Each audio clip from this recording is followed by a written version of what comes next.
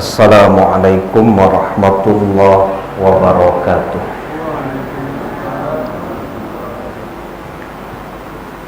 Hamdan wa syukran lillah,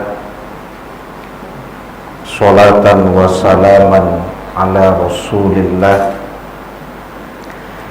Ashhadu an la ilaha illallah wahdahu la syarikalah,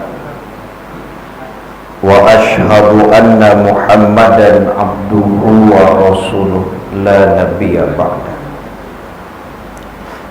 Allahumma salli wa sallim ala nabiyyina Muhammad wa ala alihi wa ashabihi ajma'in wa man tabi'ahum bi ihsanin ila yaumiddin.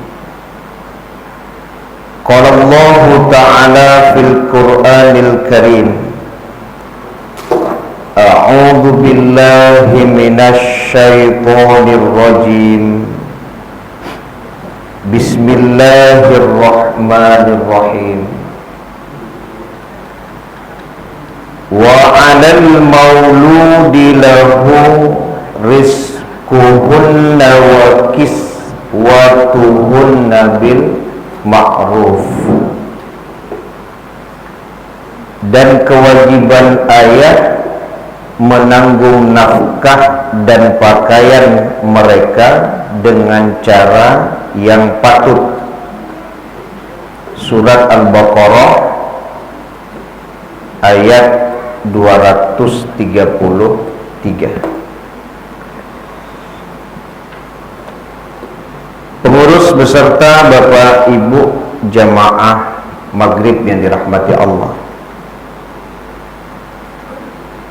alhamdulillah, puji syukur kehadirat Allah Subhanahu wa ta'ala atas limpahan taufik dan hidayah Allah. Kita baru saja mendirikan sholat maghrib berjamaah. Kemudian selawat dan salam kepada Nabi kita Muhammad sallallahu alaihi wasallam, keluarga beliau, sahabat beliau, pengikut-pengikut beliau yang mengikuti beliau dengan ihsan sampai hari kemudian. Semoga kelak di hari kiamat kita mendapatkan syafaat dari Rasulullah sallallahu alaihi wasallam. Amin ya rabbal alamin. Bapak Ibu jamaah yang dirahmati Allah, kita akan melanjutkan pembahasan kita malam hari ini masih di kitab yang sama, kitab Bulughul Maram yang ditulis oleh Al-Hafiz Ibnu Hajar Al-Asqalani. Malam ini kita akan membahas babun nafaqah wa babul hadonah. Jadi bab yang berbicara tentang nafkah dan pemeliharaan ya, jadi bab tentang nafkah dan pemeliharaan. Tadi kita baca surat Al-Baqarah ya, penggalan surat Al-Baqarah ayat 233.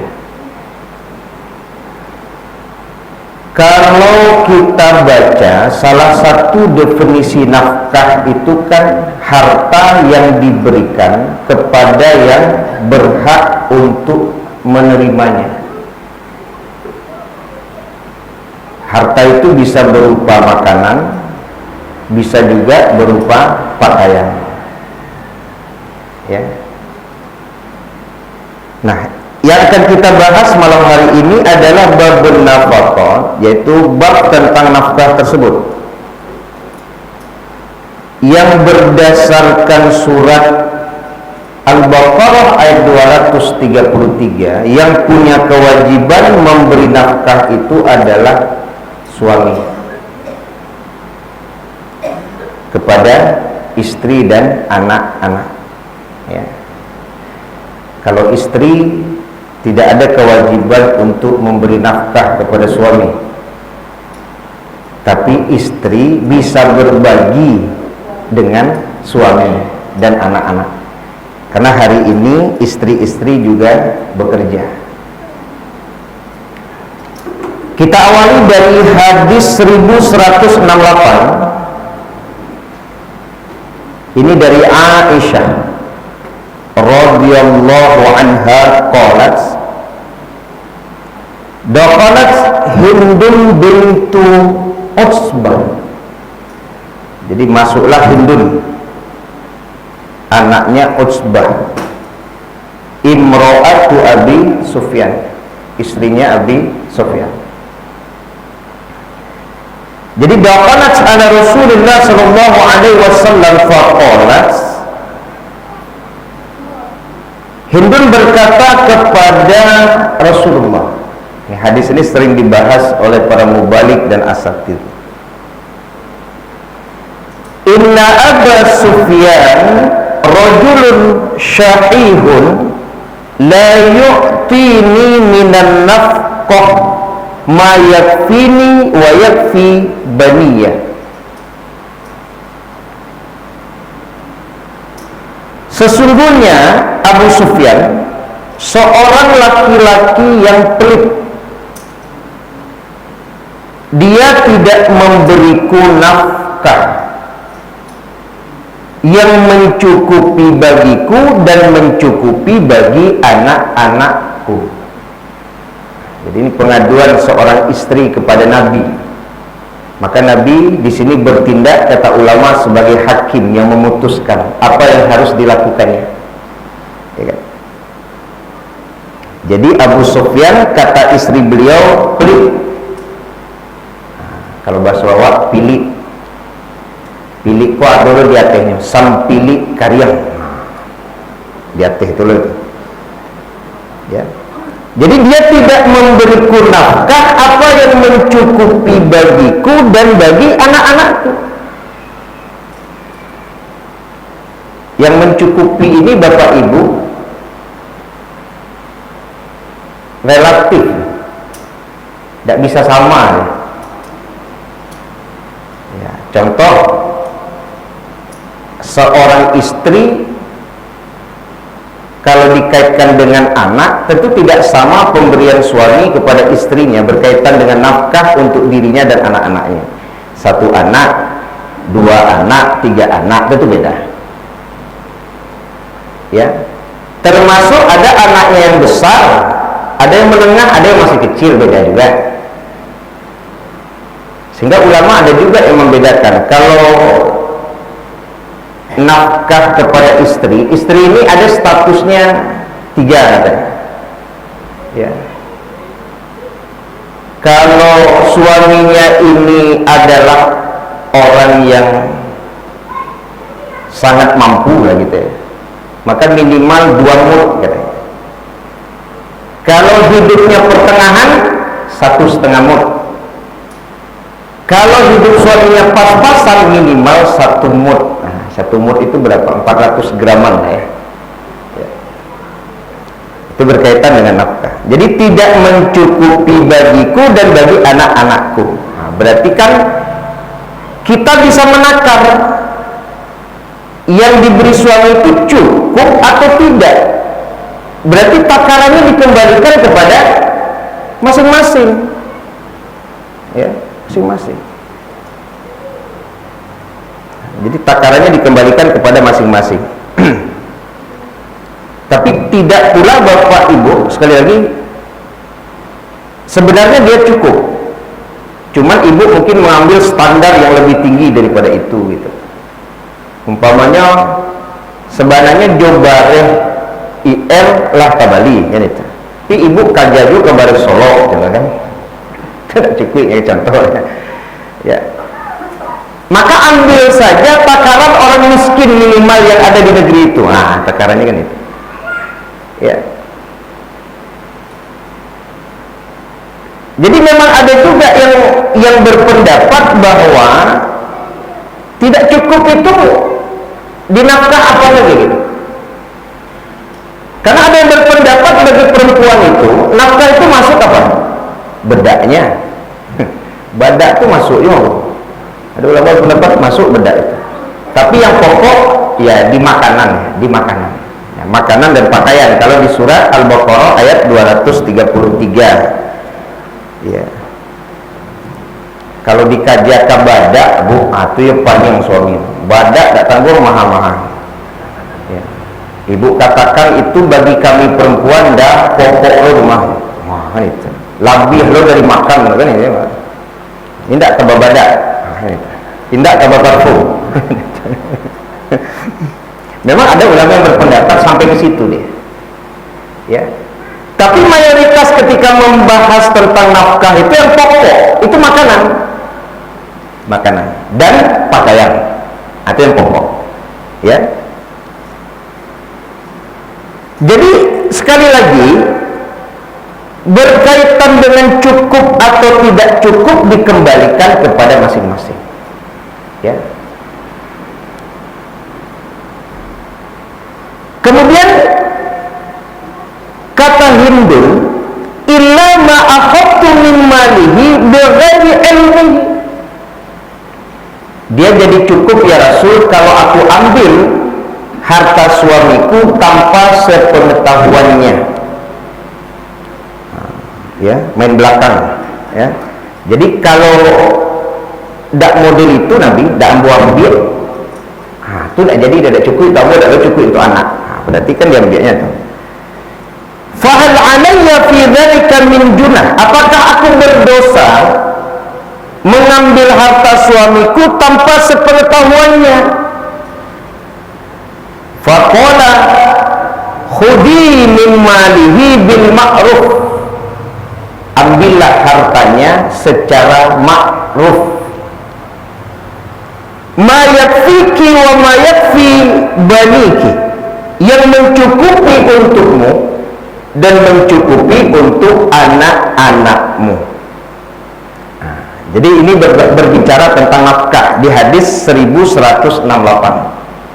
Jadi kalau suami itu pelit, boleh istri mengambil harta suami tanpa sepengetahuannya. Ya. Pelit sehingga tidak mencukupi. Dia bukan tidak memberi, Pak, mungkin lain dia tidak cukup. Cuman balik tadi tidak cukupnya model apa kan itu. Ya, tidak cukupnya seperti apa. Bahkan ada pandangan ulama yang cukup satu hari itu untuk makan dia dan anak-anaknya dalam satu hari. Berapa takarannya di ibu? Contoh sehari itu cukup enggak 30.000 atau 50.000 ibu dan anak-anak satu hari. Ada juga ulama mengatakan itu untuk satu hari. Kalau sudah dikasih suami 50.000 sudah mencukupi, maka tidak boleh ibu mengambil harta suami di luar sepengetahuan dia. Tapi ibu kebutuhan 50.000, ibu tahu suami dompetnya tabang, ngaji saya 20.000, pandai-pandai saya 20.000 pandai-pandai aku nak di Bali bareng ya. Padahal ibu tahu di dompet cukup apa, maka boleh diambil, tapi jangan 200.000 dia. Itu seruannya ibu sekali ambil 200.000, banyak lah dia dengan itu. Secukupnya saja. Ya, secukupnya saja. Ini di hadis 1168. Tapi ada ulama berpendapat menyimpulkannya itu harus hati-hati. Kalau Hindun kan bertanya kepada Nabi, Nabi yang menjelaskan, dan ibu saya memutuskan orang. Kalau ibu kan tidak cukup, saudara, ambil jalan. Padahal cukup sebenarnya. Cuma ibu menyimpulkan karena ada hadis tersebut, kok tidak cukup ya? Ambil jalan. Ya, hati-hati. Sebab kalau seandainya sudah mencukupi, ibu hanya beralasan saja tidak cukup, diambil, ibu berdosa. Karena itu harta suami. Jadi dosa. Ya. Baik, hadis 1168. Kemudian di hadis 1169, ya. Ini berbicara tentang, ya, ketika Nabi berkhutbah, ya, qaimun 'alal mimbar yakhutubun nas wa yaqulu yadul mut'il 'ulya, bahwa tangan yang memberi itu lebih mulia, lebih utama. Wabda liman ta'ulu, mulailah dari tanggunganmu, ummuka wa abaka wa akhtaka wa akhoka, mulai dari ibumu dan bapakmu, berarti orang tua kita, saudara perempuanmu dan saudara laki-lakimu, kemudian yang terdekat dan yang terdekat. Jadi ini berkaitan dengan nafkah. Jadi kalau kita sudah bekerja, ya, kemudian kita punya penghasilan, berarti orang tua kan dalam tanggungan kita. Apalagi ketika orang tua itu miskin, ya. Maka kepada siapa dia harus memberikannya? Kepada ibu, kemudian ayah. Bagaimana kalau dia punya istri? Nah, pendapat ulama, kalau dia punya istri dan punya orang tua yang juga miskin, maka kedua-duanya dalam tanggung jawabnya. Nah, kalau bertemu orang tua miskin, maka dalam tanggung jawab dia. Tapi kalau orang tua terima pensiun, Pak, ya kan? Nah, ada loh pendapatannya. Ya, maka tentu istri lebih utama untuk diberikan nafkah kalau dia sudah berkeluarga, ya. Tapi kalau orang tua juga miskin, maka kata ulama dalam tanggung jawab dia keduanya, ya, jawab dia. Ya, kalau tidak siapa lagi nanti, Pak, memberi nafkah untuk ibunya, ya? Maka proporsional lah, ya, proporsional. Jadi gaibnya dibantu juga, istri dan anak-anaknya dibantu juga, karena keduanya dalam tanggung jawab dia, ya. Baik, itu di hadis 1169 ya. Kemudian ini di hadis 1170,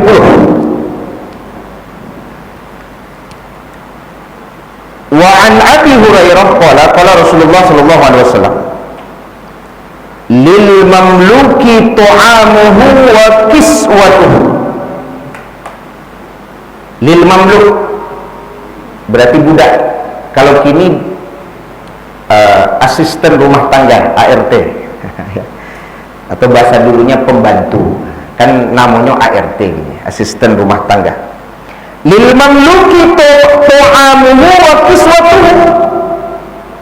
Jadi kalau kita punya pembantu, maka kewajiban kita memberinya makan dan juga memberinya pakaian. Nah, kalau tadi kan istri, nah, satu orang tua, baik saudara laki-laki atau juga saudara perempuan, itu kan juga kewajiban kita, ya, untuk memberi nafkah. Maka kan balik lagi proporsional, kan gitu. Pandai-pandailah, ya. Makanya kalau suami itu bapak ibu, ya, makanya kan ada bahasa dia harus punya harta yang memang tidak diberikannya kepada istri seluruhnya, ya, selama memenuhi takaran nafkah untuk istri dan anak. Kalau suami menyimpan, sebenarnya dia tidak berdosa, kata ulama. Tapi kan muncul kalimat dari ibu-ibu, tidak terbuka suami saya, Ustaz. Bapak tidak terbuka, Bu? Padahal gajinya menurut Ambo Ustaz 5 juta, yang sampai ke tangan Ambo 3,5. Bahkan ada istri yang berani datang ke kantor suaminya nanya, Pak, barang gaji udah Ambo sana.